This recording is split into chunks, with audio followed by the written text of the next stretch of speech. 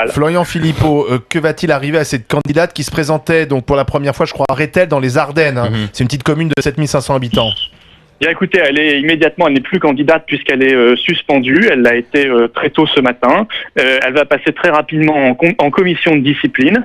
Voilà, parce que ce qu'elle a dit, ce qu'elle a fait, le fait qu'elle ait relayé sur sa page Facebook cette photo insupportable, eh bien c'est inadmissible, bien évidemment. Et nous réagissons. C'est action-réaction, vous voyez, au Front National. Alors c'est vrai que sur 715 têtes de liste investies dans des villes de plus de 3500 habitants, il peut y avoir une erreur de casting. Voilà. Mais les autres candidats sont sur le terrain. Les Français les voient, vos confrères les voient aussi, il y a beaucoup de reportages, mais en même temps, et ils voient qu'ils sont des gens sérieux sur le terrain, qui travaillent, qui font des propositions. Contrairement à tout ce que j'ai entendu d'ailleurs juste avant, hein, les caricatures insupportables que j'ai entendues avant, franchement, les Français ont compris que ça n'était pas la réalité. Oui, mais la question c'est quand même, est-ce que Anne-Sophie Leclerc, c'est un cas exceptionnel? Vous présentez des candidats quasiment partout, en tout cas beaucoup plus qu'aux dernières municipales, ou est-ce que, parce que vous avez du mal à trouver des candidats, finalement, vous donnez l'investiture à ce type de personnes?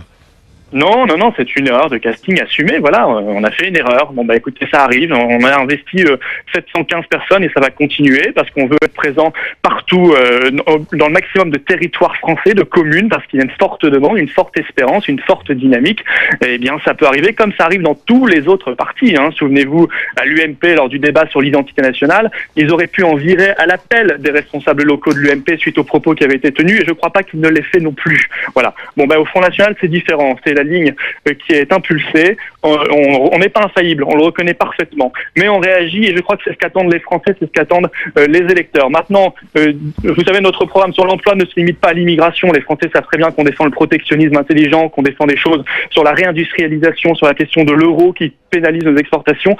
Mais la question de l'immigration ne doit pas être réduite à une question de racisme. Ce n'est pas parce que vous dites qu'il faut stopper l'immigration et combattre l'immigration clandestine, alors qu'on est en plein délire en ce moment sur l'affaire Leonarda de la part d'une petite caste politique, et bien que vous êtes raciste. Les Français ne le supportent pas non plus. Ils savent très bien que aujourd'hui on ne peut plus continuer à ce rythme d'immigration.